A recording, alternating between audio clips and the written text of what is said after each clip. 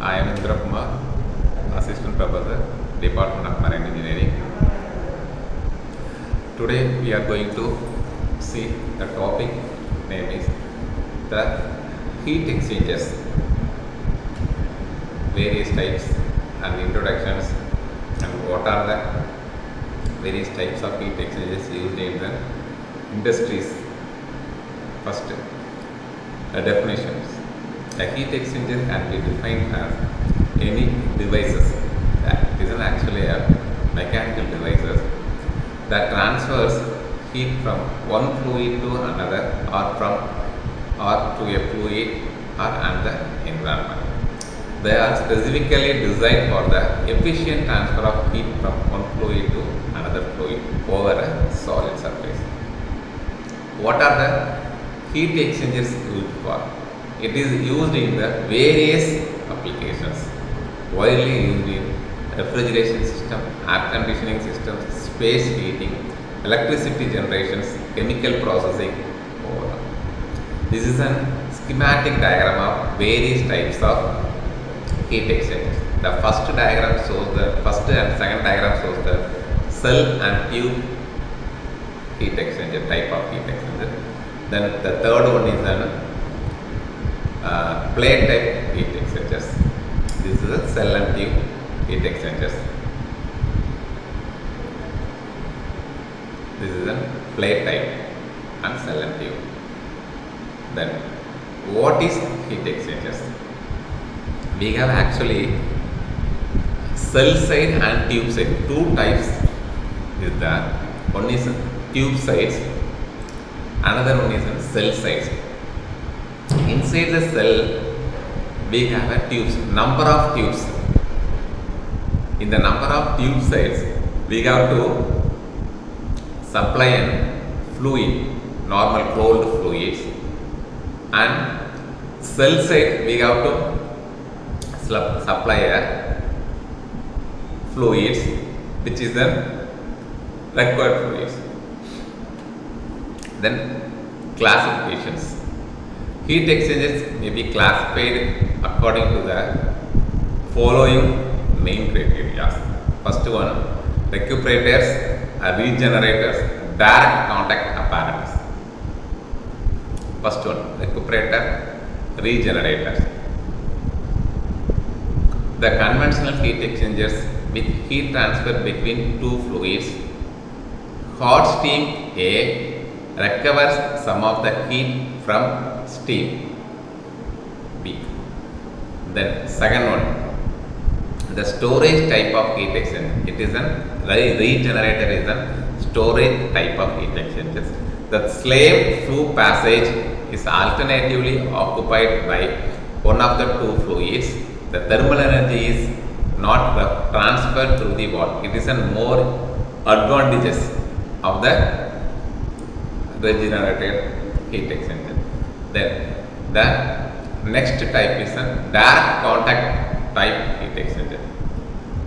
In this direct contact type heat exchangers, heat transfer between the cold and hot fluids through a direct contact. It is a medium between these fluids. Example, spray and tray condensers, cooling towers, etc.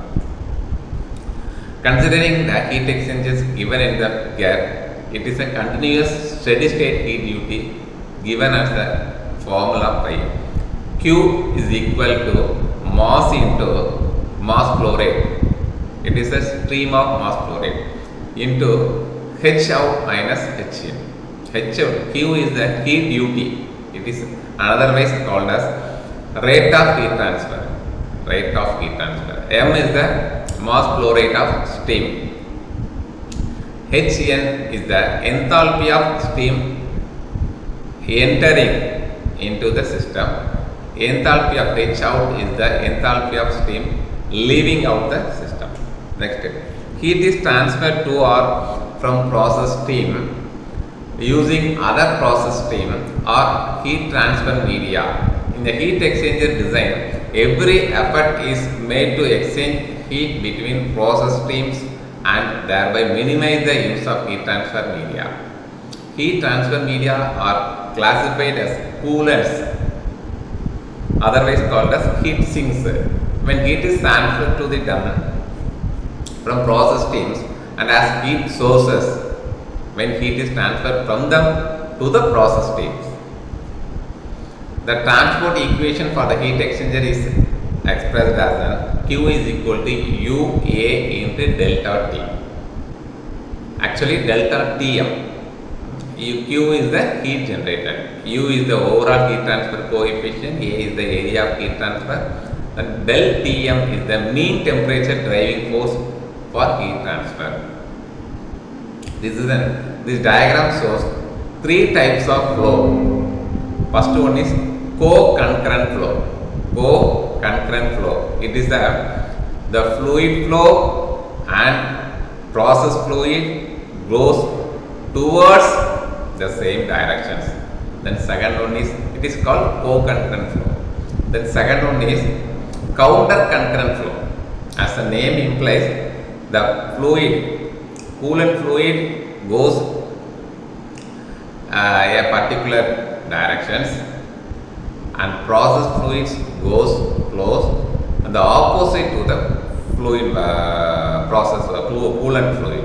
So it is called as counter current flow. Then the third one is cross flow. As the name implies, fluid flows in the towards left from right, and the process fluid flows up and down motion. This is a cross flow.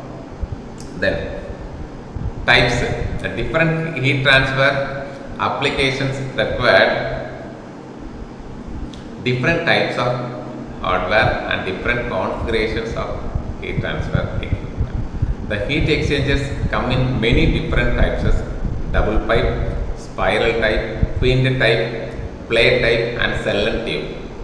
Mostly this cell and tube is commonly used in the chemical process industries. This plate type is used in automobile. It may be whether it may be a ship engine or automobiles, we have used the plate type of heat exchangers in the car, etc., lorry, etc. Then one is fin type. Fin type heat exchanger is actually it is a two-wheeler or automobiles. Double pipe, spiral type, it is used in oil and gas industries. Then equipment functions. First one is, this is a major important parts we have. First one, chiller, condenser, partial condenser, final condenser. Then cooler, exchanger, heater, a reboiler, steam generator, superheater, vaporizer, waste heat boiler. These are the major equipments. These are the major equipments used in the heat exchanger. Okay. Whether it may be a cell and tube or it may be a types, parallel type, plate types, whatever may be the heat exchanger. First one, chiller. As the name implies, it chills the fluid. Simply we can say, as the name implies, it chills it cools the fluid. Okay, now we can see the function. Cools a fluid to a temperature below that obtainable if water only were used as a coolant. It uses a refrigerant such as ammonia or urea. Chiller cools a fluid to a temperature below that obtainable water only were used as a coolant. It uses a refrigerant such as ammonia or urea. Then condenser. Condensers a vapor or mixture of vapors either alone or in the presence of non-condensable gases. It is a condenser. Condenser means normal function. We have to cool the vapor. Okay. Partial condenser. Condenses vapors at a point high enough to provide a temperature difference sufficient to preheat a cold stream of process fluid. This saves heat and eliminates the need for providing a separate preheater using flame or steam. Condensers, it is a major important part while we are using heat exchangers. Partial condenser. The condensers vapors at point high enough to provide a temperature difference sufficient to preheat the cold stream of process fluid. This saves the heat, actually eliminate the need for providing a separate preheater. Final condenser condenses the vapor to a final storage temperature of approximately 100 degree Fahrenheit. It uses water cooling, which means that the transferred heat is lost to the process. Cooler. Cooler is a cool liquids or gases by mix of water. Chiller means cools the vapor. Then exchanger perform a double function. First function is heats a cold fluid by using a hot fluid, which it cools. None of the transferred heat is lost. Heater imparts sensible heat to a liquid or gas by means of condensing steam or downtherm. A reboiler connected to the bottom of a fractionating tower. It provides the reboil heat necessary for distillation. The heating medium may be either steam or hot process fluid. Then steam generator. Steam generator is nothing but boiler. Generates steam for use elsewhere in the plant by using an available high level heat in top area. Then superheater heats a vapor above the saturation temperature. Vaporizer, a heater which vaporizes part of the liquid. Then waste heat boiler produces steam. Is similar to the steam generator, similar to the boiler, except that the heating medium is a hot gas or liquid produced in a chemical reaction. Heat exchangers applications. Then basic criteria for the selection of heat exchangers.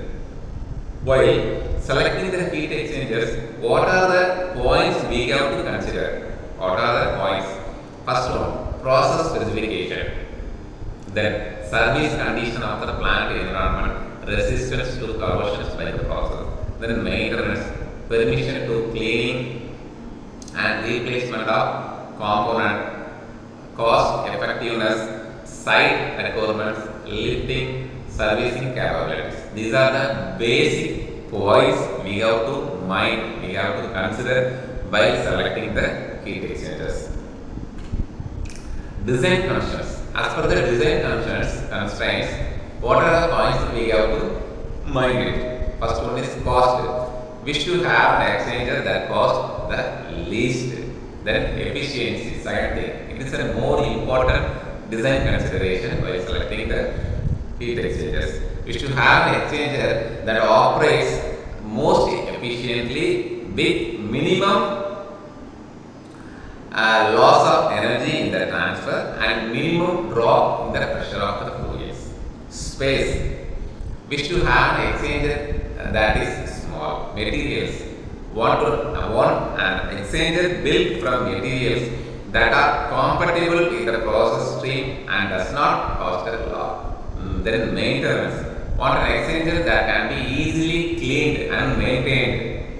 Then ease of construction. These are the important and basic points we have to consider while designing the heat exchanger. Then we have the as per the types of heat exchanger, we have the basically first one based on tubes. We have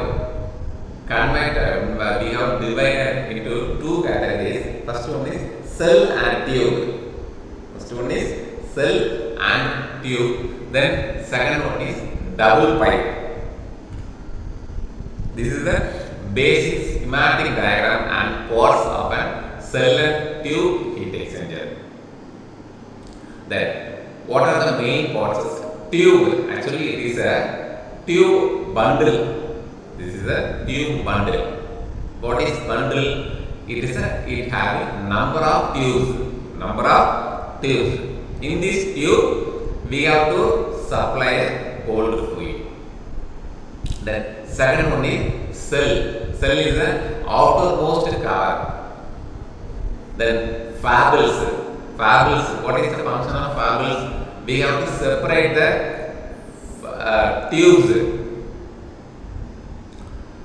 Then tube sheet. Then tube sheet. Beyond the tubes, we have to fix the tube sheet. Then head. Beyond the tube sheet, we have a head. Finally, it is a tube bundle. Bunch. It is called a bunch. This is a schematic diagram of cell and tube heat exchanger. Then consists of two main things, as its name implies, cells and tubes. The cell is a large vessel, outer part, with a number of tubes inside it. The principle of operation is simple enough. Two fluids of different temperatures are brought into close contact, but they are not mixing with each other. This is the basic principle. Two fluids of different temperatures. Two fluids of different temperatures are brought into close contact. But they are not mixing with each other. This is the basic principle. For what purpose we are using heat exchangers mean? As the name implies, we have to transfer the heat from one fluid to another fluid through medium or without medium, through and medium. Okay. Then one fluid runs through the tubes and another fluid flows over the tubes through the cells to transfer the heat from the two fluids. Okay. Then why cell and tube? The cell and tube heat exchanger accounted for 80% of new exchangers supplied to oil refinery, chemical, petrochemical and power companies. Why? Can be designed for almost any duty with wide range of temperatures and pressures. The temperatures, pressures may be varied. We can use cell and tube. Can be built in many materials. Many appliances are available in the market. This is an important point. Repair can be done by non-specialist. Design methods and mechanical codes have been established from many years of experience. Then, what are the special scope of cell and tube heat exchangers? Maximum pressure cell 300 bar, tube 1400 bar.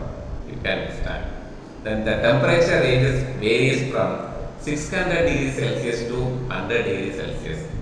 Then the fluids subjected to materials available in a wide range of materials. The size per unit is 100 to 10,000 feet square. Then this is actually a schematic diagram. Working, we have to see the working of cell and tube heat exchanger. What are the main forces? Tube and tube bundles and cell tube sheets, then nozzles, header, then transverse fables. Why it is called transverse fables? Transverse means 90 degree. That fluids, the tube and fables makes an angle of 90 degree. That is why it is called transverse fables. This is almost called one cell pass and one tube pass. These are one cell pass and one tube pass. Right. Then cell and tube heat exchangers are the most commonly used heat exchangers in oil refineries and other large chemical processes, or used when the process requires large amount of fluid to be heated or cooled. Provide transfer of heat efficiently. Use baffles on the cell side, flowing to accomplish mixing or turbulence. This diagram shows schematic diagram of tube bundles and tube sheets. Then cell and heat exchanger, we have three types. One is U-tube heat exchanger, fixed tube heat exchangers, then floating head heat exchangers. First one, this is an U-tube heat exchangers. The heat exchanger system consisting of straight length tube bent into a U shape surrounded by cell. This is a straight U-tube heat exchanger. It is an U-tube because why it is called U-tube means the tube's shape is an U shape. It is converted into, it is not a straight length tube, it is a U shape tube. The function, all the same functions. U-tube heat exchanger. Both initial and maintenance costs are reduced by reducing the number of joints. They have drawbacks like inability to replace the individual tubes, except in the outer row, inability to clean around the. They have a drawback like inability to replace individual tubes, except in the outer row. Except in the outer row.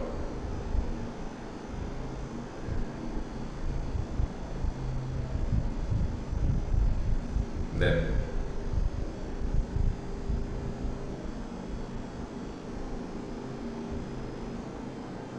U-tube heater. Example, reboilers, evaporators, kettle type. They have an enlarged cell sections for various vapor liquid separations. The cell side flows. The flow of fluids, which indicates the black color fluid, cell side fluids. Fixed tube exchangers. Fixed tube. It means that it has a straight tubes. They are secured at both end of tube shapes, welded into cell. We cannot move the bundle from one place to heat exchanger to another place. It is a fixed tubes. That is called fixed tube heat exchangers. Then they are the most economical type of design. They have very popular version as the heads can be removed to clean inside the tubes. Cleaning the outside surfaces of the tube is impossible as these are inside the tube. Chemical cleaning can be used. Then this is a floating head heat exchangers. Floating head, because it has a one right side and it has a floating head cover, floating head portions. The floating head is excellent for applications where the differences in temperature, water, fluid causes unacceptable stresses. The floating head can move so that provides it is a healthy. Example, kettle boiler which have dirty heating medium. They have the most highest temperature cost of all exchanger types. It is a floating head.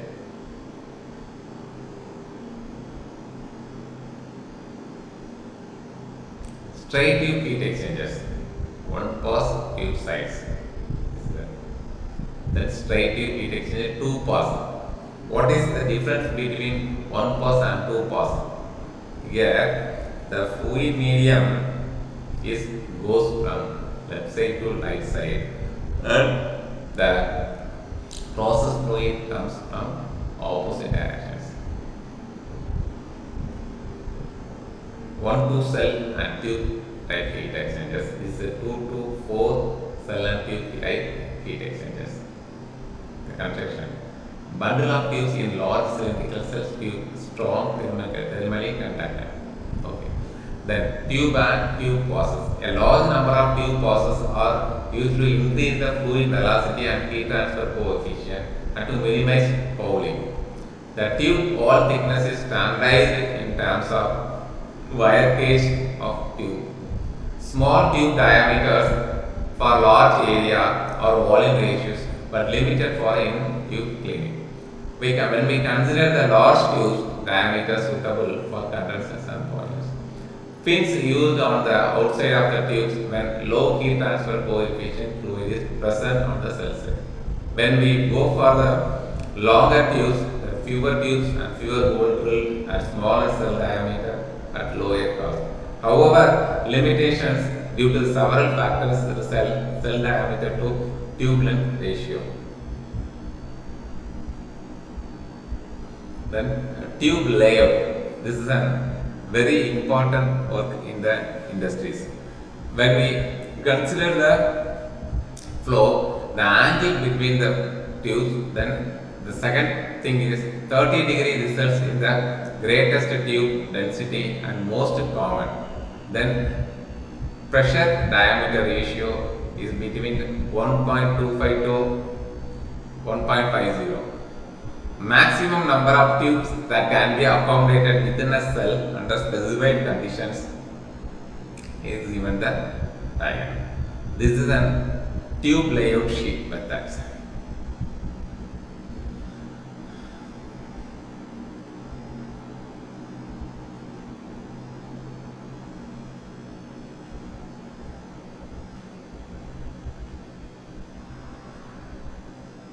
TEMA terminology. TEMA. The letters given for the front, cell and rear end types. Exchanger given 3-letter designation. First one is the left side is a front end stationary head type. Then last end is a rear end head type. The in between the portion is called cell. Inside the cell we are having the number of tubes. It is called the tube bundle. Then next front type, head type. It is called channel or removal cover. It is called channel or removal cover. A type is a standard for dirty tube sides. B type is clean tube side duties. Used if possible since cheap and simple. A is a channel and removal cover, or we can say the channel cover. Bonnet cover. Second thing, B is a bonnet. More front area head types. And the C type, which removable cell for the hazardous tube sides, fluids, heavy bundles or services that need frequent cell side cleaning. N type for fixed for hazardous fluids on the cell sides. D type is used for only the bonnet sides for high pressure. It means over 150 bars and the basic components. The front and rear head types and cell types are standardized by TEMA, identified by alphabetic characters. E cell is the most common. F cell used when there are two tube passes and pure counterflow is desired. The J cell, X cell, G cell. The J cell is there.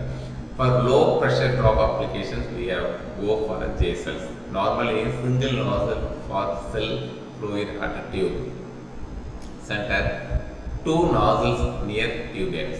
When used for condensing the cell fluids, two inlets for cell side papers and one central outlet for condensate. Then the X cell cross flow, central cell fluid entry and exit. No baffles are used. Very low pressure drop used for vacuum condensers and low pressure gauge. Then G cell and H cell are single and double split cell.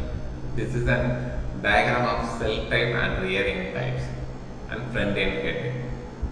If it is a removable or channel head, means we have a first type of E or F type. Then the second type is an bonnet cover or integral, bonnet or integral cover. Fouling. What is fouling? It may be it lead to a important because it reduces the efficiency and also the thermal efficiency in important. Cell and tubes handle fouling, but it can be reduced by keeping velocities sufficiently high to avoid deposits. The deposits is called actually fouling. To avoid this, we have to keep the velocity at high. Then second thing, avoiding stagnant regions where dirt will collect. Avoiding hot spots or choking or scaling might attack. Avoiding cold spots where liquid might freeze or where corrosive products may conduct for gases. This is a repair portion of tube bundle. This diagram shows the repair bundle of repair portions of tube bundles. For that instance, we have to remove that tubes. What are the portions? What are the tubes where get damaged? For that, we have to replace the new tubes. Then this is an important crack formations damage mechanism will occur at a particular point.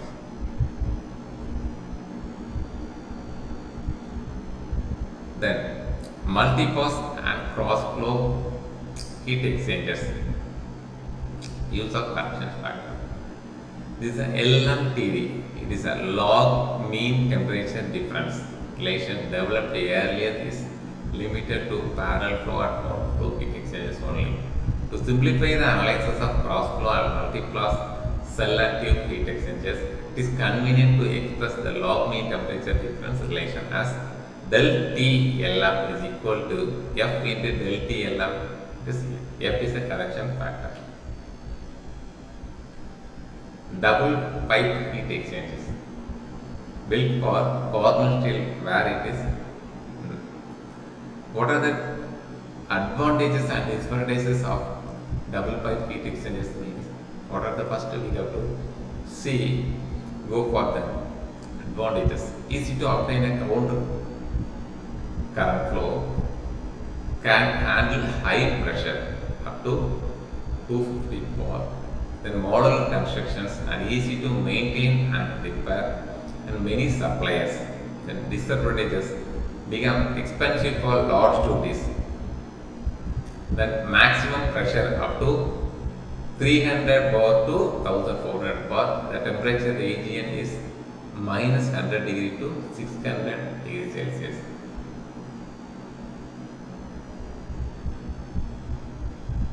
Okay, up to which this is my conclusions. We have up to which we have studied the various types of heat exchangers, subdivisions and definitions, and various nomenclatures and important parameters. Thank you. Thank you, Varanda.